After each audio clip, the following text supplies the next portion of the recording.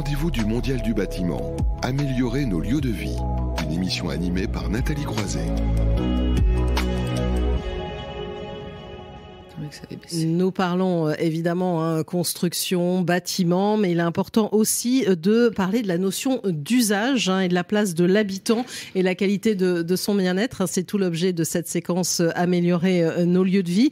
Et cette thématique, ce mois-ci, la sécurité dans le logement. Pour en parler, je suis ravie d'accueillir en studio Florence Delettre, bonjour. Bonjour. Qui est directrice générale de Promotelec. Alors je pense qu'il y a beaucoup d'acteurs qui nous suivent, qui connaissent Promotelec, mais c'est toujours bien de rappeler qui vous êtes. Oui, donc Promotelec est une vieille association qui a 60 ans cette année et qui a toujours été son principal objet est le confort dans le logement, donc les usages, la sécurité électrique surtout, la performance énergétique, la qualité de l'air, etc. Donc on est une association à but non lucratif et on donne des conseils pour le grand public. Alors évidemment, quand on parle de sécurité, on pense aussi assurance. C'est pourquoi on est ravis d'accueillir en visio Fabienne Tiercelin. Bonjour.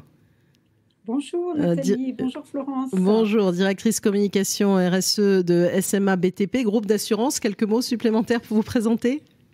Oui, peut-être. Alors SMA BTP, effectivement, assureur, je dirais leader dans le monde de la construction, mais j'ai aussi la casquette de la responsabilité de la Fondation Excellence SMA, qui travaille beaucoup sur la prévention des risques. Et je pense qu'il va en être question aujourd'hui. Ah oui, évidemment, c'est pour ça que vous êtes là. Et puis troisième intervenant également en visio, Gaëtan Fouilleux, bonjour.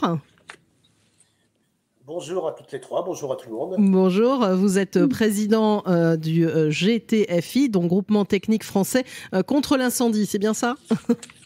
Absolument, le GTFI, le Groupement Technique Français contre l'incendie, est un syndicat professionnel qui a été créé en 1948. Nous allons donc fêter l'année prochaine nos 75 ans, donc encore plus ancien que Promotelec.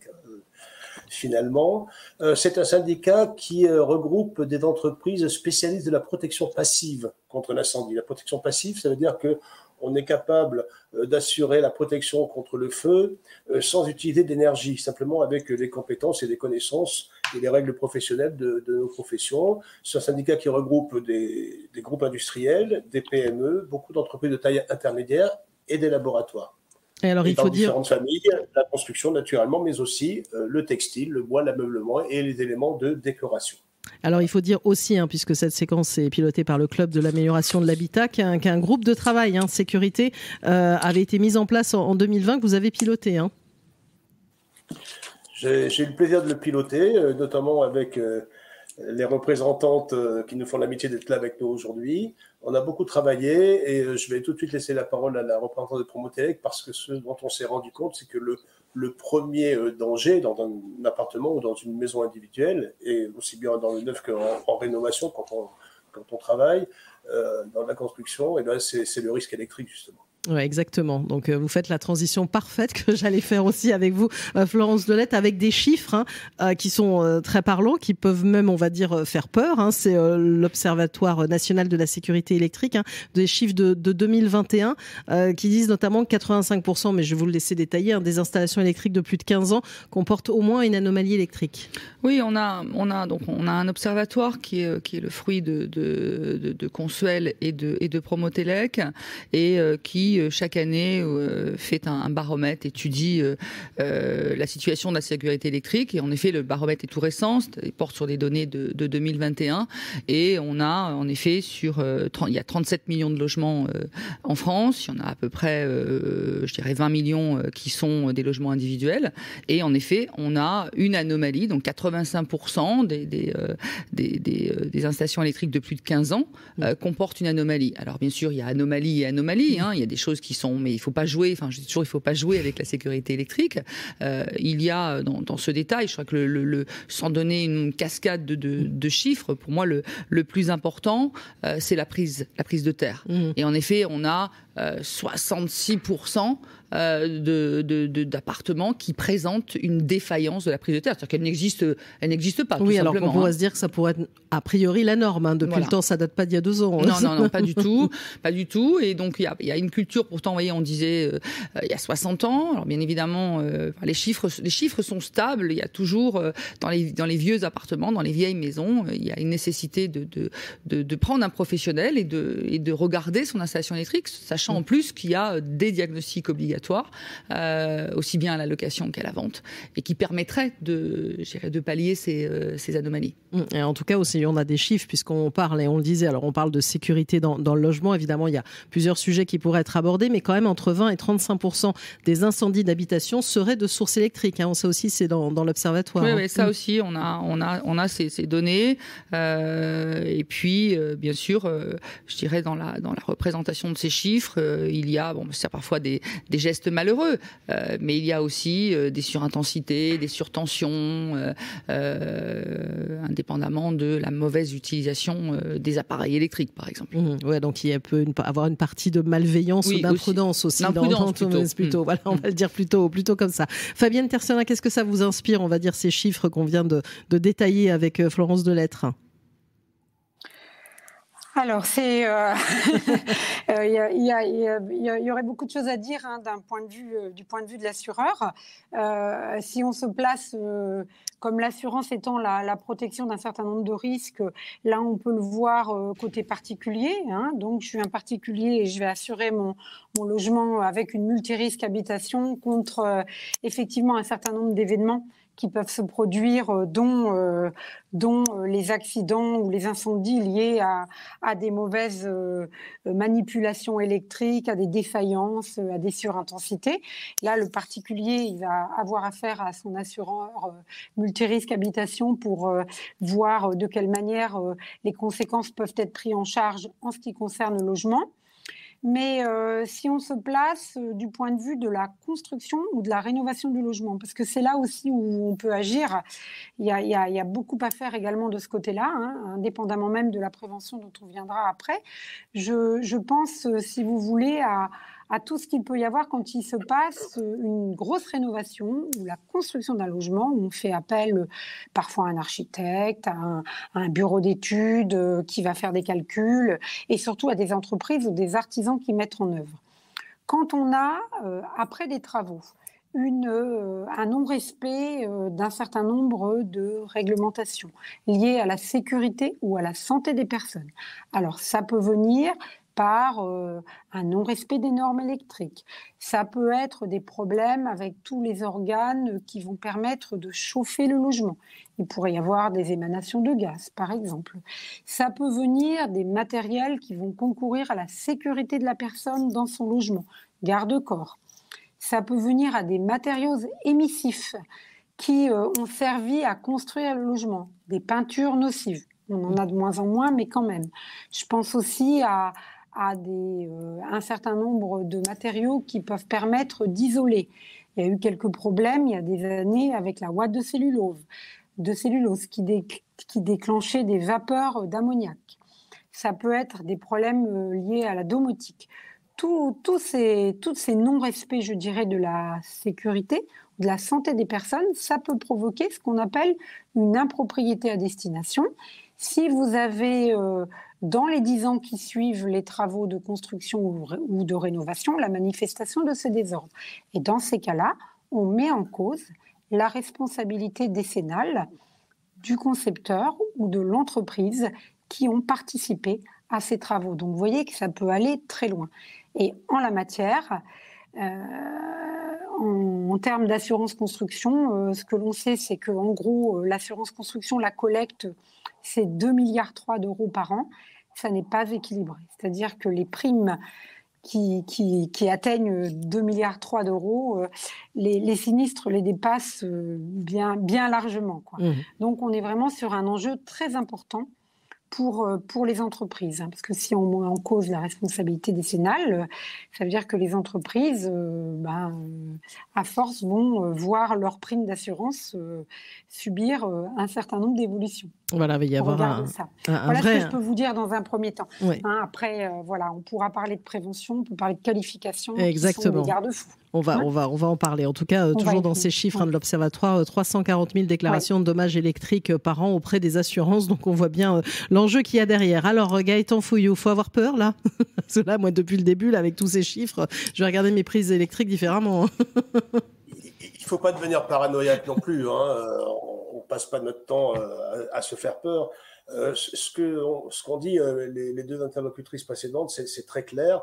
Et nous, on l'a constaté, on avait fait les assises de la protection passive contre l'incendie, justement, avec l'aide de Fabienne Tiercelin au groupe SMA, il y a quelques années, et on avait eu les chiffres communiqués par le groupe sécurité du Club de l'amélioration de l'habitat, mais aussi par les sapeurs-pompiers.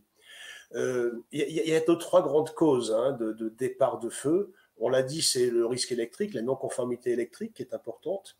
Il y a aussi l'imprudence. Alors l'imprudence, c'est pas simplement le mégot cigarette qu'on oublie quelque part ou la chandelle qu'on laisse allumer.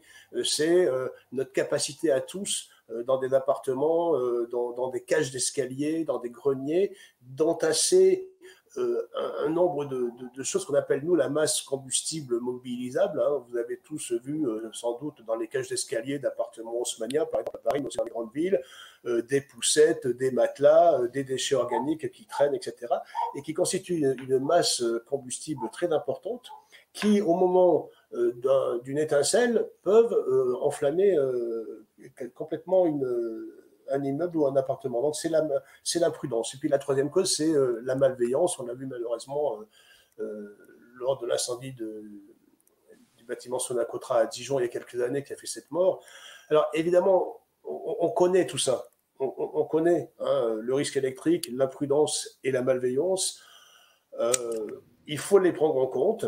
Il faut connaître ces causes-là, ainsi que les travaux sur chantier, par exemple, faits à des mauvais moments.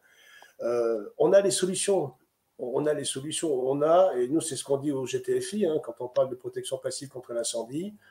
On a les compétences, on a les connaissances, on a des règles professionnelles de compartimentage, de calfeutrement, d'isolation, avec les bons matériaux installés au bon moment et correctement, comme l'a dit Fabienne, en utilisant les compétences des gens. On a tout ça en place et on a une réglementation en France qui évolue régulièrement, qui est tout récemment a évolué suite à l'accident de la tour Grenfell à Londres, qui a été dramatique. Mais la France, en tout cas le ministre en place à l'époque et le CSTB ont tout de suite réagi pour proposer des avancées de la réglementation. J'y reviendrai tout à l'heure. On a ce travail de connaissances qui est assez bien fait dans notre pays. Donc il faut pas avoir peur. Mais il faut être conscient, et nous, professionnels de la construction, il faut être responsable. Et le travail justement de conception en amont permet de réduire ce risque. C'est ce qu'évoquait aussi Fabienne Tiercelin quand elle parlait de responsabilité décennale. C'est le message que nous passons en permanence aux maîtres d'œuvre et aux maîtres d'ouvrage, comme Fabienne et le groupe SMA. Nous étions d'ailleurs la semaine dernière au congrès de l'Intec à La Rochelle, et nous avons encore expliqué aux économistes de la construction, qui sont très à l'écoute de ces sujets-là, que le plus on prépare en amont des travaux de rénovation en particulier, plus on prend en compte en amont la réglementation incendie et les règles professionnelles, et bien le plus on évite des désordres par la suite. Alors ça, quelque part aussi, c'est beaucoup la pédagogie. Et Florence Delettre, vous n'avez pas à dire le contraire aussi. Vous-même, vous mettez en place des campagnes sur les réseaux, des campagnes aussi pour informer aussi les habitants. Oui, notre travail quotidien, il est essentiellement dans les recommandations, les conseils. On fait des vidéos, on fait des campagnes juste pour montrer les gestes simples. Aussi, ça passe aussi de gestes simples. C'est pas, en fait, on s'adresse en plus au grand public, donc il faut être assez clair et faire prendre conscience que l'électricité, l'électricité en soi, elle n'est pas dangereuse, mais l'usage qu'on peut en faire peut être dangereux, surtout quand il y a une obsolescence du matériel principalement ou une mauvaise utilisation aussi de ce matériel. Et je pense aussi que on va avoir certainement peut-être de la part des Français peut-être une montée en vigilance, dans la mesure où on a tous été malheureusement victimes d'un télétravail, par exemple, et qu'on a pu certainement voir que telle ou telle chose ne fonctionnait pas, ou c'est bizarre, ou même des incidents qui ont pu survenir. Le truc le plus commun est la surcharge vous savez, des appareils, enfin pas des appareils électriques, mais des prises électriques. Des prises électriques, les multiprises. Voilà, les multiprises. Donc bon, voilà, ça c'est quelque chose c'est tout simple, mais encore faut-il savoir que c'est pas la peine d'empiler les appareils électriques dessus. Parce qu'à un moment donné, il va y avoir un problème. Donc oui, la nécessité d'être vigilant, de regarder, d'y penser comme on pense à autre chose dans le quotidien, et en faire presque quelque chose je dirais de normal, de surveillance, indépendamment. Je reviens sur ce que je disais tout à l'heure sur les diagnostics électriques obligatoires qui sont à la location ou aussi à la vente. Personnellement, nous n'avons pas à Promotelec le taux de transformation parce que ces diagnostics obligatoires qui sont maintenant en vigueur depuis à peu près une dizaine d'années recommandent, demandent, font un diagnostic de la sécurité électrique et de l'installation électrique. Et après, il y a des travaux qui doivent être faits. Donc là, par contre, mystère. Donc il y a une série de questions sur on peut faire une évaluation de son habitat, y répondre et voir après faire des choix, c'est ça? C'est-à-dire que quand vous louez un appartement ou quand vous le vendez votre appartement, c'est obligatoire de faire ce diagnostic. Donc ce diagnostic, il est fait. Maintenant, il n'y a pas de mesure contraignante qui oblige le propriétaire ou le vendeur à faire les travaux. Bien sûr. Ouais. Voilà. Donc au locataire d'être vigilant et d'exiger que ces travaux soit réalisé. Fabienne Tercelin, comment ça vous fait réagir aussi sur, on va dire, les clés pour améliorer la sécurité aussi de son logement, puisque c'est le sujet? Florence a très bien parlé de campagne de prévention ou de sensibilisation des particuliers et de diagnostic obligatoire. Donc, diagnostic obligatoire, ça veut dire peut-être derrière des travaux.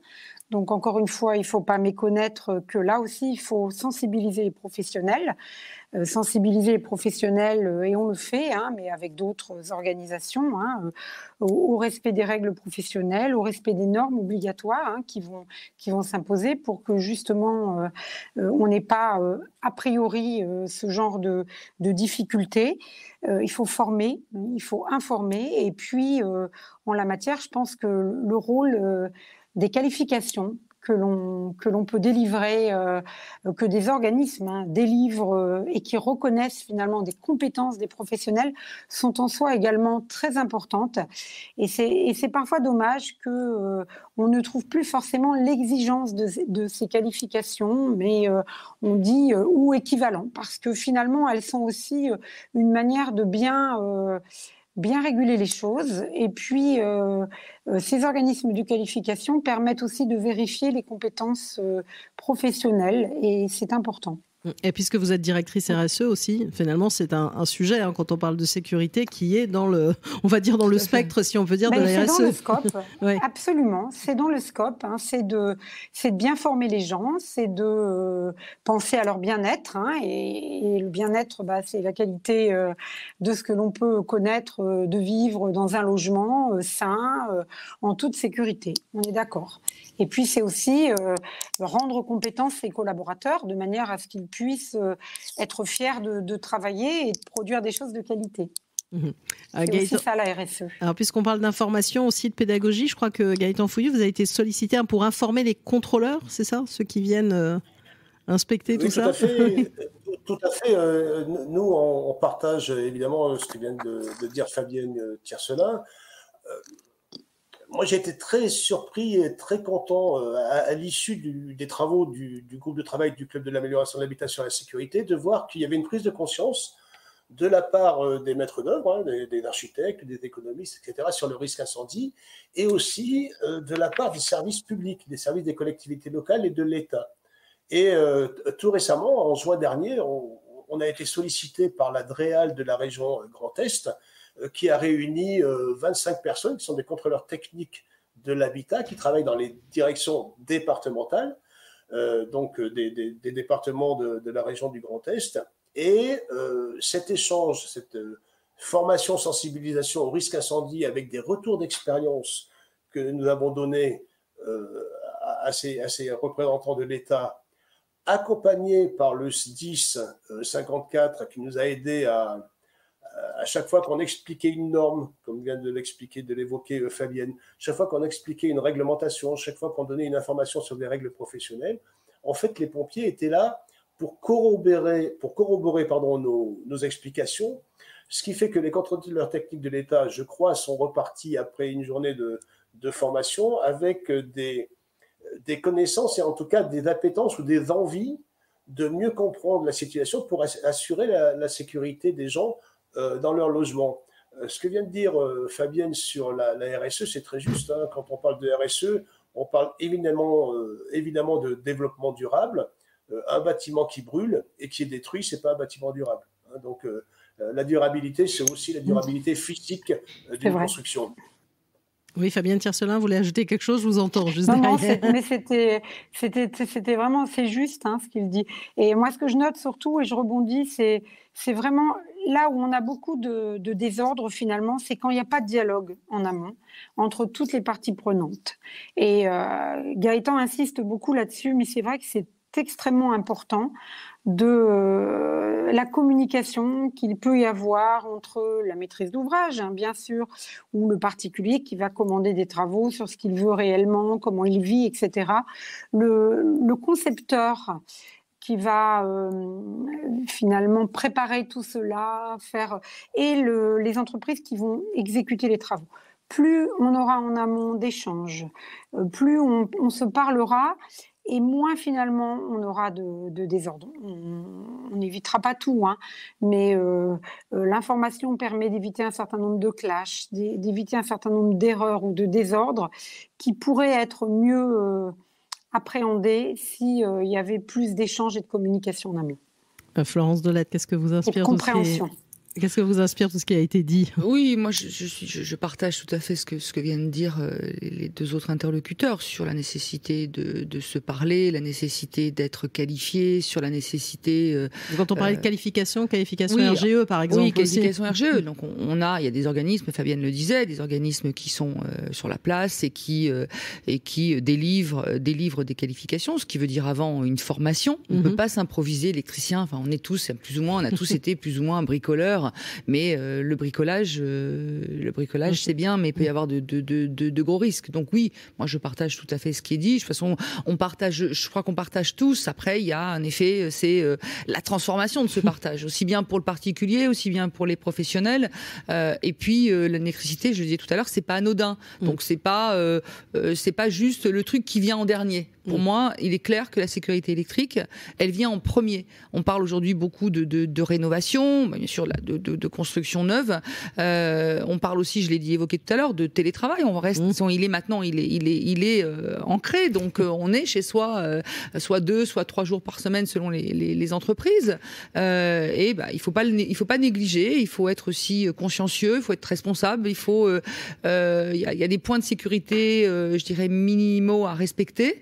Et puis c'est bien de regarder, et si on ne sait pas, d'appeler un professionnel qualifié qui fait du bon boulot pour éviter derrière ce qu'on a dit après tout à l'heure, aussi bien Gaëtan, Fabienne, sur justement les incidents, voire les accidents dramatiques qui peuvent survenir. Voilà, donc en tout cas, on a balayé tout ce qui était ressorti de ce groupe de travail, puisque c'est l'impact de la non-sécurité sur les personnes, mais aussi les entreprises en termes de coûts assurantiels. Comment l'habitant s'approprie le sujet, et vous informez évidemment, et puis le besoin en qualification et la montée en compétences des professionnels. Alors en conclusion, qu'est-ce que vous voudriez dire, Gaëtan Fouillou ? Simplement que nous, on travaille sur 2 sujets importants. Là, c'est la réglementation incendie sur les IMH, les immeubles de moyenne hauteur, puisque après l'accident de la tour Grenfell, on s'est rendu compte qu'il y avait quand même des choses à faire en France. Et comme on a une très bonne réglementation incendie, très protectrice justement en faveur de la sécurité des personnes, qui s'appelle la réglementation sur les immeubles de grande hauteur, on a pu dupliquer cette réglementation sur les immeubles de moyenne hauteur, c'est-à-dire les logements collectifs de petite hauteur. Et ça, je trouve que c'est une avancée très intéressante, même s'il y a encore des choses à faire. Et puis, on voit aussi, Fabienne l'a évoqué très rapidement, le développement de la construction avec des produits alternatifs et l'apparition de la construction en bois. On fait partie des groupes de travail interministériels qui travaillent sur les façades bois, justement, Pas pour dire qu'il y a des matériaux qui sont mieux que d'autres, hein, c'est pas le sujet du GTFI, mais pour dire simplement, il faut bien connaître et bien prendre conscience de toutes les circonstances dans lesquelles on va construire de manière différente. Et comme vous le disiez tout à l'heure, il faut être en amont, il faut appréhender et mieux connaître ces produits pour mieux assurer la sécurité physique des gens. Et quelque chose de très important que Fabienne Tiercelin a abordé tout à l'heure, c'est aussi la santé dans le bâtiment. La sécurité, c'est aussi la santé dans les bâtiments qu'on occupe, que ce soit les bâtiments de travail ou les bâtiments d'habitation. Et toutes ces questions de qualité de l'air intérieur, d'émissions, de substances, etc., sont à prendre en compte également. Fabienne Tiercelin ? Alors moi, peut-être pour conclure, je dirais que ce qui prévaut vraiment, c'est la compétence des hommes et des femmes qui vont participer à la construction ou à la rénovation d'un logement. Donc ça passe par une formation professionnelle continue, ça passe par des qualifications métiers, ça passe aussi par l'utilisation certainement de bons matériaux ou matériels normés, et fabriquer, si possible, pas trop loin de chez nous. Et ça a un coût. Donc, il faut aussi que le Français se rende compte qu'il vaut mieux payer un petit peu plus cher un bon professionnel que de faire appel à quelqu'un qui sera moins cher, mais dont on ne connaît pas vraiment bien les compétences, avec toutes les conséquences que ça peut avoir, comme l'a rappelé Florence. Voilà, donc ça se paye. Alors, Florence Delettre. Moi, je dirais pour le coup au public, je dirais aux particuliers, je vais pas dire de suivre Promotelec, mais de prendre bien conscience des conseils, des recommandations qu'on donne. Elles sont parfois très simples et elles évitent, je dirais les gros drames. Et puis j'insisterai aussi sur cette nécessité d'avoir des intervenants. Des électriciens qui soient compétents pour que l'installation électrique soit en parfaite sécurité. Merci beaucoup en tout cas pour cet éclairage, on va dire, sur la sécurité dans le logement. Florence Delettre, directrice générale de Promotelec, et en visio avec nous Fabienne Tiercelin, directrice communication RSE de SMA BTP, et Gaëtan Fouillou, le président du groupement technique français contre l'incendie. On marque une nouvelle pause et on va parler d'économie circulaire et de hors-site dans un instant dans la séquence Construction 4.0. Les rendez-vous du Mondial du bâtiment. Améliorer nos lieux de vie. Une émission à retrouver et à réécouter sur le site de Bâti Radio.